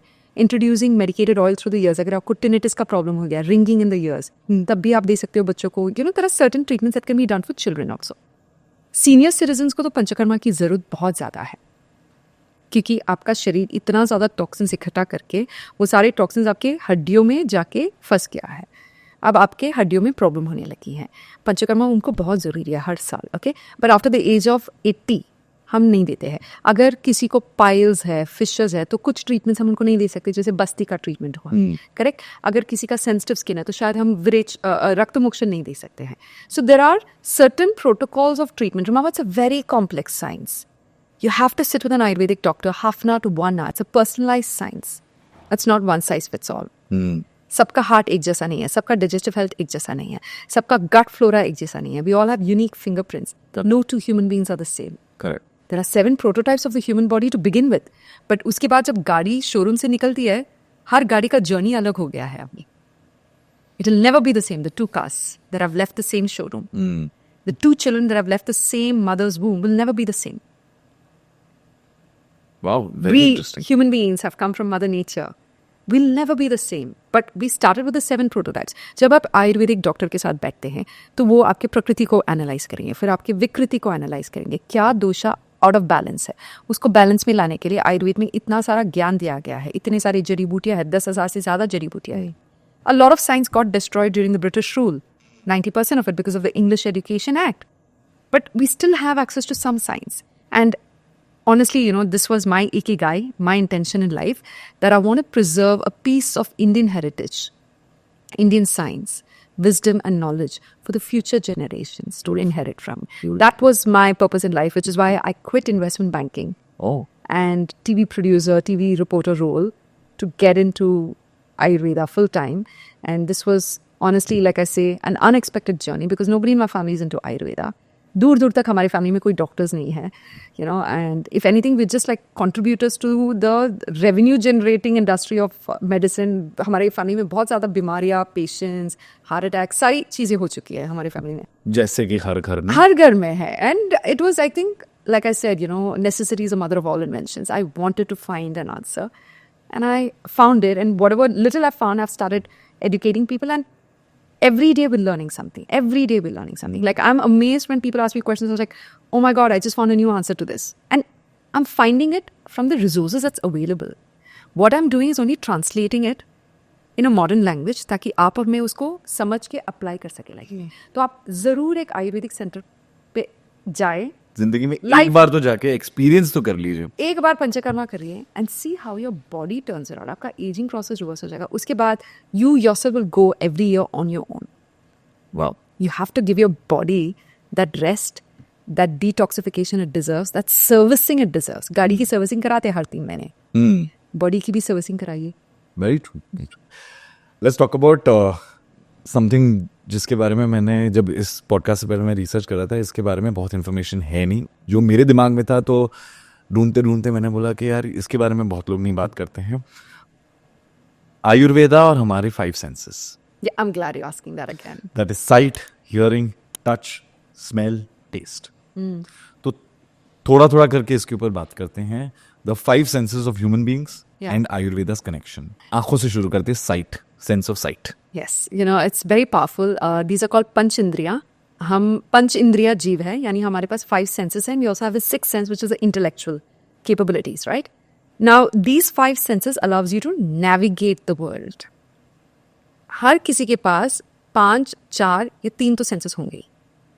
Correct? It allows you to navigate the world. अगर for some reason God has not given you one, it heightens the other 4 senses for you. Correct. To balance it, okay? जिन लोगों के पास आंखों की रोशनी नहीं है तो उनके कान जो है बहुत ही शार्प होते हैं. They can navigate the world. It basically allows you. आप ट्रैफिक में रोड क्रॉस कैसे करेंगे? Ears, eyes. You'll sense danger and then you'll learn when to cross the road, okay? Eyes consumes 10 million bits of information per second. अभी हम बात कर रहे हैं. I can see everything in the background. My brain is registering all the information. वहाँ पे शायद pipe है, यहाँ पे दीवार है, यहाँ पे फूल है, यहाँ पे पत्ते हैं, यहाँ पे black है, red है, orange है, texture, everything. I'm not sitting and analyzing everything. Okay, I only know that I'm talking to you.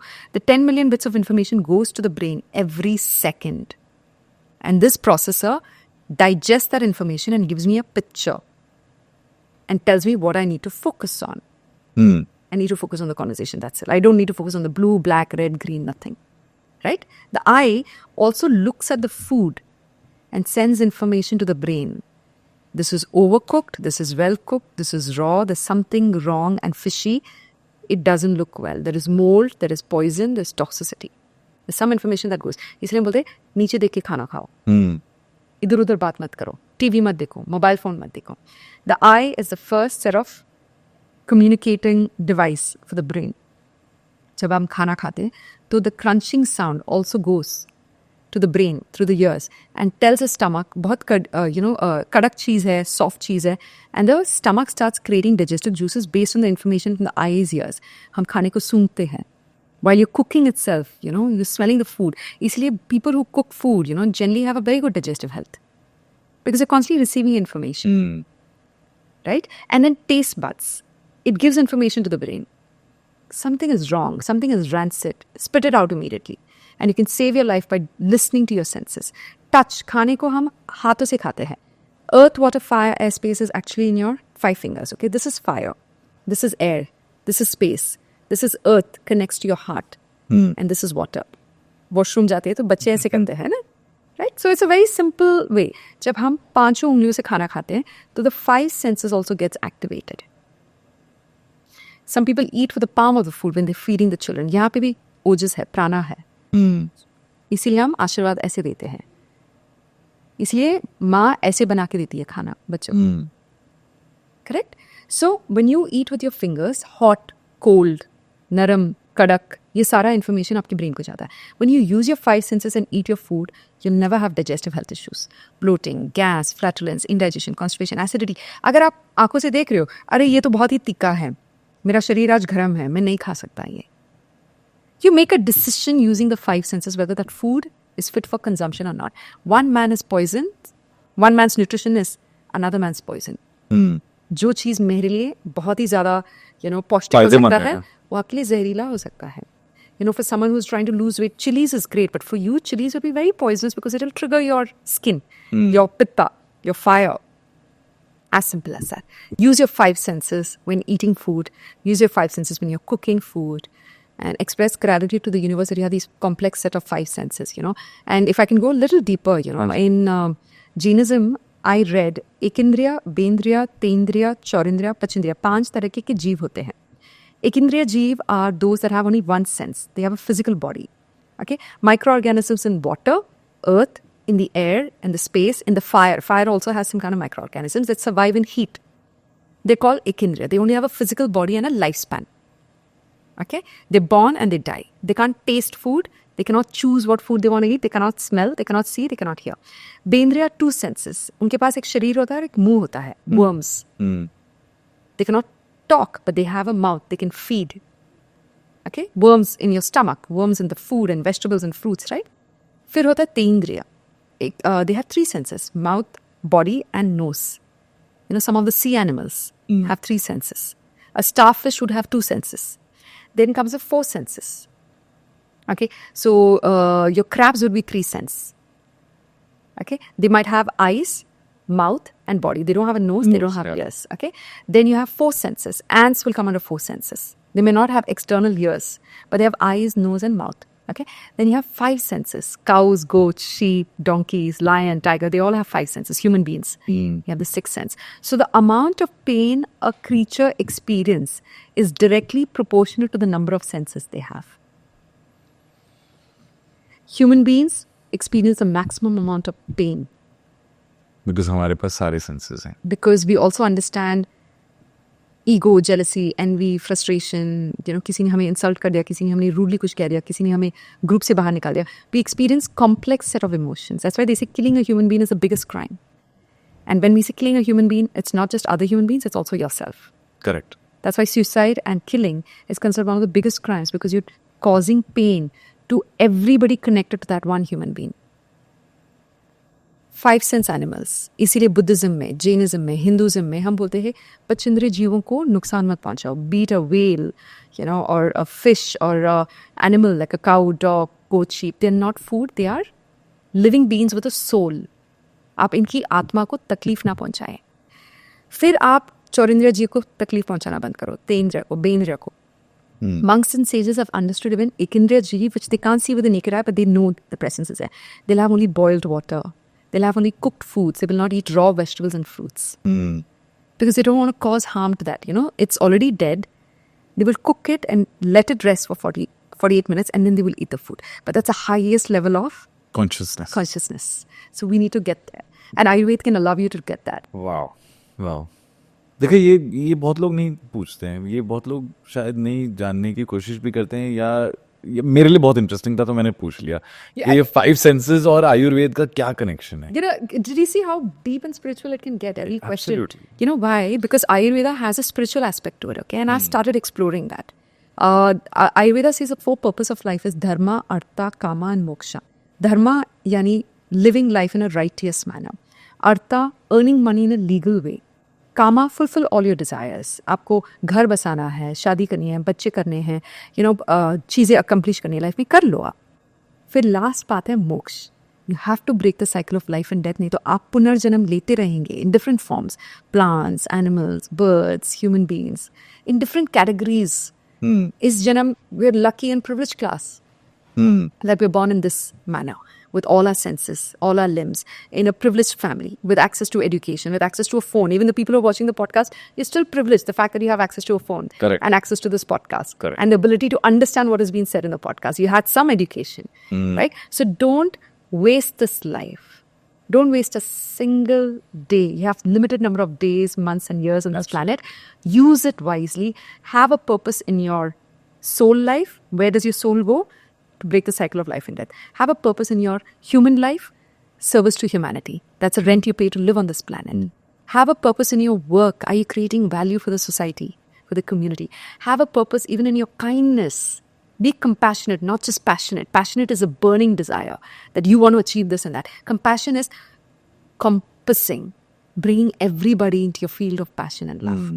Compassionate towards animals, birds, living beings, human beings, your neighbors. Right? So move from passion to compassion. Move from selfishness to selflessness. Move from, you know, your inner circle to having a circle of outer life and a purpose. You have to keep transitioning. You know, मेरा भी यही मानना है क्योंकि जब मैंने अपने career की शुरुआत की तो उस टाइम पे जो मिशन था वो था कि कुछ बनना है, कुछ बन के दिखाना है. अगर एक्टिंग फील्ड में जा रहा हूँ तो मुझे ये करना है. तो दिमाग चलता था कि कैसे मैं उस गोल को अटेन करूं. तो मेरा जो उस टाइम पे धर्म था वो धर्म था to be the best in what I am doing. पर जैसे जैसे मैं आगे बढ़ता गया, उम्र भी आगे बढ़ती गई, थोड़ा बहुत अगर कहूँ मैच्योरिटी और विजडम भी बढ़ता गया, तब मैंने समझा कि यार इंसान इस दुनिया में सिर्फ पैदा होके, बड़े होके, काम करके, फैमिली पाल के, बीमार होके, बूढ़ा होके मर जाए, ये एक कॉमन थ्रेड जो हर इंसान एक्सपीरियंस करता है. बट ये उसका be all and end all goal नहीं हो सकता. अगर आप भगवान कहो, आप एक फिनोमिना कहो ह्यूमन बींग्स को, आप यूनिवर्स की एक देन कहो, आप जिसमें भी मानते हो, आप अगर ये समझ लो कि आपका एक पर्पस है इस दुनिया में और आपका जो मिशन है, पर्पस है, वो आपके लिए यूनिक है. आपका जो मिशन है वो कोई और पूरा नहीं कर सकता. Absolutely. आपका जो पर्पस है इस दुनिया में आने का वो कोई और नहीं जी सकता.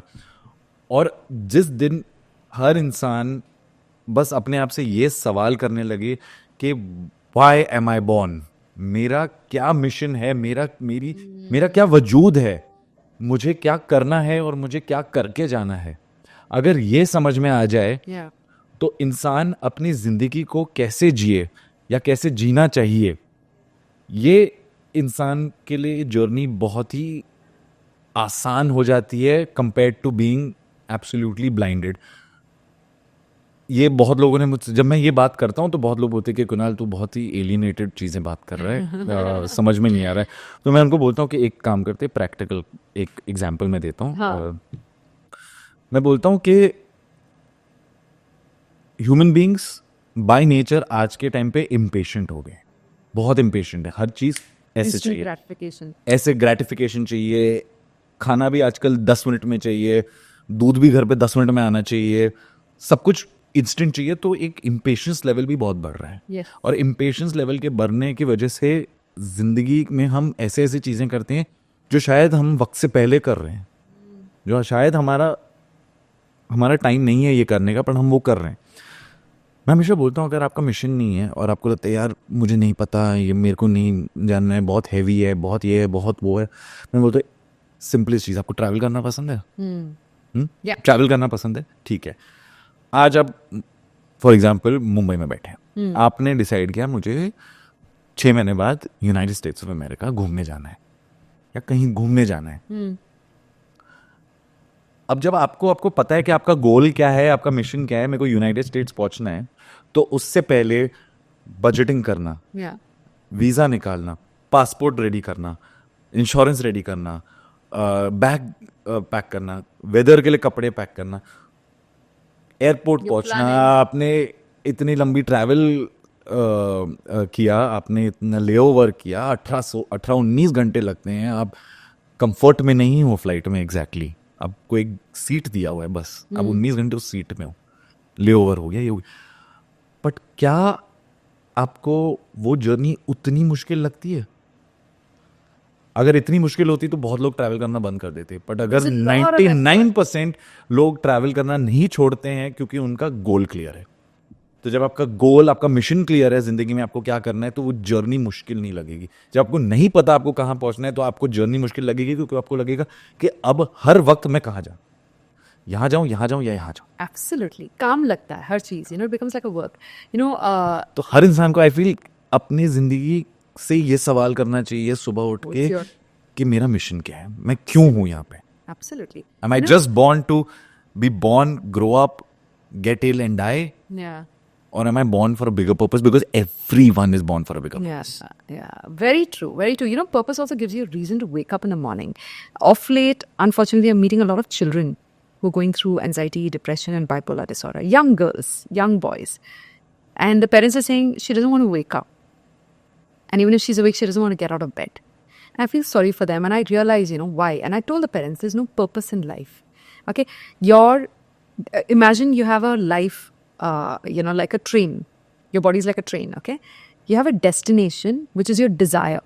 Your desire could be to become an actor, to become a graduate from Harvard or Stanford, okay? You have a desire. But वो desire तक पहुंचने के लिए आपको रेल की पटरी चाहिए. Purpose in life is like that rail ki patri. It makes a journey meaningful. It brings you to your destination. आप हार्वर्ड क्यों पढ़ना चाहते हो? आप एक्टर क्यों बनना चाहते हो? You want to entertain. You want to create impact. You want to create value for the people through the podcast. That's your desire with a purpose. So you have a destination with the railway tracks to get you there. Having purpose in life or a reason to wake up and a reason to create value or whatever you choose is like having the tracks for your train. And you have to build it yourself. No one's coming to build it for you. Very true. तो आयुर्वेदा से मैंने ये एक चीज समझी, आपने जितना भी समझाया, कि घूम फिर के बहुत सारी चीजें आपके अग्नि, गट हेल्थ, Yes. वहां से कनेक्टेड है। ऑल्सो शायद ही ये पर्पस है कि भगवान ने भी, या जिसने भी आपको क्रिएट किया, आप जिसमें भी मानते हो, कि उन्होंने आपके पेट को भी सेंटर में रखा है।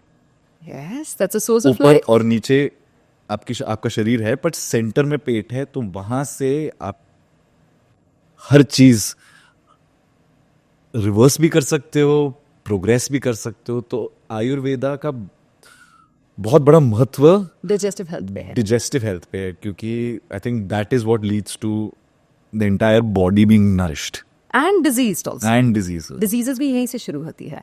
In fact, when a mother is giving birth, remember there's an umbilical cord that connects the mother to the child. That's the first source of nutrition. Okay? But if the mother has any kind of unhealthy food or any kind of toxicity in her food, like heavy metals and all, that also goes from the umbilical cord into the child. Okay? Similarly, for your own body, even if you're not someone who's given birth or whatever, your fuel engine is the center of your body. It's the kitchen of your house. हर घर में पहले kitchen होता है. Kitchen को हम पहले set करते हैं, फिर बाकी सारी चीज़ें. क्योंकि if your nutrition is not sorted, your other organs can not function. As simple as that. And for your nutrition to get absorbed, assimilated, digested properly, and your toxins to get eliminated properly, you need to fix your digestive health, which is called gut health in modern science. In Ayurveda, it's called the Jatran Agni, and the entire set of organs here. Stomach, small, large intestine, colon, liver, gallbladder, pancreas. अगर pancreas function नहीं हो रहा तो diabetes होगा आपको. liver बराबर से function नहीं हो रहा तो hepatitis B, fatty liver, cholesterol भी हो सकता है आपको. stomach is not functioning, indigestion, bloating, acidity. small, large intestine are not functioning, leaky gut syndrome, skin issues, brain fog, anxiety, stress, depression, cancer. If colon is not eliminating waste, cancer से लेके common cold तक, clinical depression से लेके constipation तक सारी बीमारियां हो सकती है.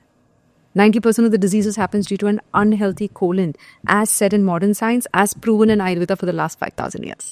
Beautiful So beautiful this is how important your gut and colon health is. अब आते हैं मेरे लास्ट सेक्शन पे, जो मेरे लिए बहुत ही इंटरेस्टिंग सेक्शन है. आयुर्वेदा को हेयर हाँ टू टो, हाँ आप एज अ रैपिड फायर जवाब देना कि एक इंसान अपने डेली लाइफ में क्या एक या दो चीजें कर सकता है जो इन सारी एलिमेंट्स को, जो भी मैं पूछूंगा, उसको हेल्दी रखने के लिए, एक ओवरऑल हेल्दी रखने के लिए. शुरू करते हैं बालों से. क्या कर सकता है एक इंसान डेली या वीकली जिससे वो हेयर फॉल से डील कर सके, डैंड्रफ से डील कर सके, अर्ली ग्रेइंग से डील कर सके? Okay, for hair fall head massage नहीं करना आपको, हेयर रूट्स आर वीक, तो आप दही नींबू का हेयर मास्क यूज़ कर सकते हो. स्कैल्प क्लीन होगा, डैंड्रफ भी निकलेगा, हेयर लॉस बंद होगा. हेयर लॉस बंद होने के बाद हेयर ग्रोथ के लिए आप प्याज का रस लगा सकते हो, onion juice. You can also take a combination of coconut oil, almond oil, castor oil, rosemary oil and apply it on your scalp. बाल उगने लगेंगे. ब्यूटीफुल. फेस, त्वचा, सबको क्लियर स्किन तो चाहिए ही. Yes. उसके लिए क्या एक एवरीडे कर सकते हैं इंसान? See, I use two different things and I advise my patients also two different things. One, जब आप घर पे हो तो बेसन का सेवन कर सकते हो एज अ बेस. बेसन, ओट पाउडर, चावल का पाउडर, तूर का पाउडर, मसूर का पाउडर, मूंग का पाउडर, आप किसी भी चीज़ का पाउडर ले सकते हो. चावल का powder is also very healthy, in China they use it, that's your base. इसमें आप या तो रोज़ वाटर डाल सकते हो, दूध डाल सकते हो, दही डाल सकते हो. फिर इसमें आप थोड़ा सा नींबू डाल सकते हो, थोड़ा हल्दी डाल सकते हो. मैं कभी कभार orange powder, rose petal powder भी डालती हूँ. ओके, तो ये चीज़ आप घर पे यूज़ कर सकते हो. नाउ बिकॉज ऑफ पेस्ट बना के, इसका पेस्ट बना के आप यूज़ कर लीजिए. And if you want to do it only on weekends you can do it. And during the week I don't advise using any soaps, shampoos, conditioners and creams, okay? Mark my words, this is the only thing that I allow in the house. It's called Castle soap. Castle liquid soap. Internet पे मिलता है, बहुत easy है ये. ये coconut oil, olive oil, lemon juice and एक सोपी liquid अरीटा का मिक्सचर, बस. तो उसको आप So you use that to clean your body, बाल, wash your hair, everything. Beautiful. Heart and lungs के लिए? ओके, हार्ट हेल्थ के लिए आप 2 ब्राज़िल नट्स का सेवन कर सकते हो रोज़, नंबर 1. नंबर 2, तली हुई चीज़ों से दूर रहिए. नंबर 3, हर पैकेज प्रोसेस फूड को आप मना करें. Anything that comes out of a factory should be avoided because it brings a lot of unhealthy fat. Trans fat कहते हैं हम उसको. Okay, and that starts creating blockages in the heart. Okay, that's for heart. And the second thing you asked was lungs. Lungs के लिए आप 1 चम्मच हनी ले सकते हो अगर आपको सर्दी खांसी हो रहा है. उसमें आप थोड़ा जिंजर डाल सकते हैं, turmeric, paper, cinnamon. These all help in improving bronchial health. Also the breathing exercises. Breathing exercise and steam inhalation कर सकते हो आप few drops of eucalyptus oil के साथ. और जलनीति? जलनीति इज गुड, बट नोज के लिए बेसिकली. हाँ, जलनीति नमक और पानी के साथ करते हैं. तो अगर आपका साइनस बहुत ड्राई है तो जलनीति नहीं करना है आपको. ओके, आपको नस्यम करना है, introducing medicine into the nose to create mucus. अगर आपके नोज में बहुत ज़्यादा म्यूकस है तो आप जलनीति करें म्यूकस को साफ करने के लिए. ओके, गट हेल्थ के बारे में तो हमने बात किया, बट अगर या एक या दो चीज़ जो डाइजेशन बेटर कर सके on a daily basis. Okay, so digestive health के लिए और ब्लोटिंग कम करने के लिए, एंड ब्लोटिंग, फ्लैटुलेंस, गैस, तो आप जीरा, सौंफ, अखा धनिया, इलायची, अजवाइन का सेवन रोज़ करें. आप उसको पानी में उबाल के एक चाय की तरह भी पी सकते हो. अगर आपको एसिडिटी और रिफ्लक्स हो रहा है तो आप सब्जा सीड्स को पानी में भिगो के थोड़ी देर के बाद पी सकते. इससे आपका पेट में ठंडक पहुंचेगा. फिर अगर आपको मोटापा बहुत ज़्यादा हो रहा है, आपका खाना जल्दी से पच नहीं रहा है, तो आप नींबू का शरबत बना के खाने के बाद ले सकते हैं.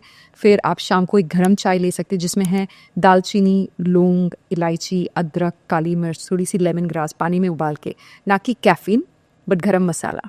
आप ये भी ले सकते हैं. आपके किचन में जितने भी हर्ब्स एंड स्पाइसेस है वो सब पचाने की शक्ति के लिए ही बनाया गया है. Oh, okay.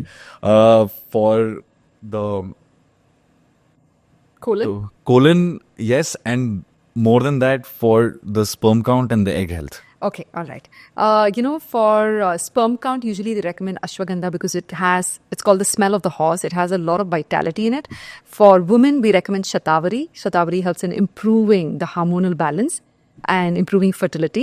And again, remember, for fertility, by default, I say stay away from animal hormone-based foods. जैसे meat, seafood, eggs and dairy में animal hormones होते हैं. तो आपको इन चीज़ों का सेवन नहीं करना चाहिए. पंचकर्मा ट्रीटमेंट भी करें fertility बढ़ाने के लिए. कोलन क्लेंस करना बहुत ज़रूरी है because this is all interconnected organs. Colon को साफ रखने के लिए आप सुबह गर्म पानी में घी ले सकते हो, रात को दूध में घी ले सकते हैं, आलमंड मिल्क, कोकोनट मिल्क. फिर आप कोलन क्लेंस करा सकते हैं, बस्ती का ट्रीटमेंट आयुर्वेद में. एंड मोस्ट इम्पॉर्टेंटली आप योगा कर सकते हो. मलासन है उसमें, garland pose. Sitting in a Malasana pose helps in improving colon health. Western toilets के बदले इंडियन टॉयलेट्स का सेवन करें, वो भी बहुत अच्छा है. And last, yes. I've kept this for the last because it's on the top of the head, but I've kept it for the last क्योंकि ये आज के टाइम पे बहुत प्रॉब्लम्स है मेंटल हेल्थ की. एब्सोल्युटली. मेंटल हेल्थ के लिए, मेंटल हेल्थ स्ट्रेंथनिंग के लिए एक इंसान को क्या करना चाहिए? Number one is follow the circle of the sun. Okay, the cycle of the sun is the most important. If you want to live in this planet, you have to follow the rules of this planet. The sun rises at a specific time, sets at a specific time, the moon rises. All astronomical miracles that you see have been following a certain rule. Earth has been following a certain rule. It revolves around the axis, it revolves around the earth. You have to wake up with the sun, set with the sun. These late night parties, drinking and smoking and putting poison inside your body voluntarily, eating late in the night, this is going to break your circadian rhythm. Okay, once your circadian rhythm is broken, it's like breaking the clock inside a machine. The machine will start failing. You've broken integral part of that machine. आपका circadian rhythm वो इन essential part है जिससे body को message मिलता है कि कब सोना चाहिए, कब उठना चाहिए, कब खाना खाना चाहिए, कब पचाना चाहिए, कब एलिमिनेट करना चाहिए टॉक्सिन्स को. The body has a clock. If you break the clock, you breaking yourself. So rise with the sun, set with the sun. सुबह उठने के बाद अगर आप ब्रह्म मुहूर्त में उठ सकते हैं, nothing like it, it's 48 minutes before 1 hour 48 minutes before sunrise. Okay, it's at around 4 o'clock in the morning. If you can, nothing like it, at least 5 o'clock, 5:30, 6 o'clock should be the latest. No later than 6 o'clock. If you wake up late, you will have increased symptoms of constipation, cold, cough, sinus allergies, sluggishness, heavy weight, metabolism, lack of will to live, lacking passion. All that will go, in an aggravated manner. तो आपको सुबह उठना है सूर्यास्त के पहले. Gratitude journal लिखना है अगर आपको कोई ट्रबल है माइंड में. मैनिफेस्टेशन जर्नल लिख सकते हो आप. पूजा पाठ करना बहुत ज़रूरी है. Chanting, humming, singing strengthens your vagus nerve, which is a connection between the brain and the gut. So these two organs have to be strengthened in the morning. इसीलिए हम चांटिंग या मंत्रा पढ़ते हैं रोज सुबह. That vibration creates energy in your body. Om chanting करते हैं. It creates vibration in the body. Even if you're not a Hindu, doesn't matter. Read your scriptures loudly. Okay, and meditation. If you can do it, nothing like it. But if you have too many negative thoughts, don't close your eyes. Do flame meditation where you look at the flame and destroy your thoughts. Flame meditation is very powerful. If you have not too many negative thoughts, just too many thoughts, then you close your eyes and meditate. These are things you must do for mental health and get a purpose in life, get a passion in life. Journaling के बारे में भी मैं एक थोड़ा सा आगे कहना चाहूँगा कि ये बहुत इम्पोर्टेंट है. और मैंने खुद देखा है कि जो क्लटर होता है दिमाग में जब आप बस वॉमिट करते हो सुबह, बहुत ही रिलैक्सिंग होता है and you feel light after that. तो जब मैंने जर्नलिंग शुरू की थी, ऑब्वियसली किसी के कहने पे की थी, तो उस टाइम में मेरे को नहीं समझ में आ रहा था कि मैं क्या लिखूं. और ये बहुत लोग, मैं ये क्यों कह रहा हूँ ये जर्नी, बिकॉज ये बहुत लोगों का जर्नी होगा जो ये देखने के बाद शायद जर्नलिंग शुरू करें. सुबह उठ के सबसे पहले बिना कुछ किए एक बुक खोल के, जो जर्नल है बुक खोल के कम से कम 4 पेज लिखो. Yes. कुछ नहीं समझ में आ रहा है कि वो लिखो कि मुझे नहीं समझ में आ रहा है कि मैं क्या लिखूं, मैं क्या करूं, मेरे को नहीं समझ में आ रहा है मैं ये क्यों कर रहा हूं, मैं क्यों सुबह उठ के ये करूं. जो भी बिना सोचे समझे आप बस लिखते जाओ. आपको यकीन नहीं होगा कि मैंने ऐसे शुरू किया था कि मुझे नहीं समझ में आ रहा है मैं क्या करूं, ये क्या बकवास है, what nonsense is this am I doing. ये करते करते 2nd पेज तक आया. मेरे जो सबकॉन्शियस माइंड में कुछ अगर चल रहा था वो निकलना शुरू हुआ अपने आप ही, क्योंकि मैं बिना सोचे समझे लिख रहा हूँ. तो मेरे दिमाग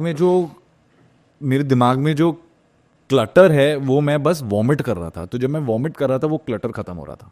Absolute.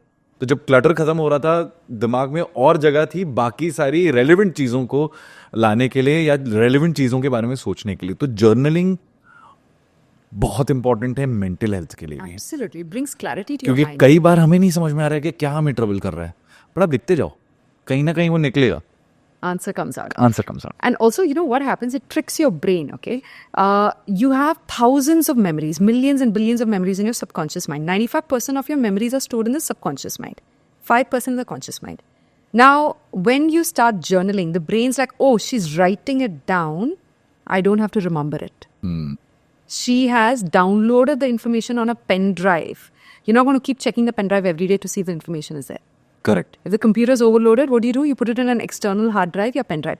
The same thing happens. So if there's an overload of information to your brain, download it in a book, close the book and put it away. If you need to revisit the thoughts, you can always read it. Absolutely. But the brain says, she's put it down, I don't need to remember it. The brain stops remembering. Something as simple as, आपकी बीवी ने आपको बोला, घर आते वक्त केला और संतरा लेकर आना. आप दिन भर बोलते रहो केला संतरा लाओ. Instead, if you just write it down in your book or put it in your calendar, your brain will stop. Your brain, he's put it in the calendar. When he opens the calendar, he'll buy it. As simple as that. Journaling is very powerful. And like you said, you're vomiting all the clutter. And when you get rid of the garbage, there's clarity. So it's a very powerful tool. Beautiful. Dimple ji, thank you so much. बहुत ही interesting conversation रहा, बहुत सीखा आपसे. Thank you for coming on unlock with Kunal Jaisingh and unlocking the mysteries and secrets of Ayurveda. Thank you for having me. It was very enlightening for me and thank you so much. It was a fun conversation for me also. So thank you for having me. Thank you.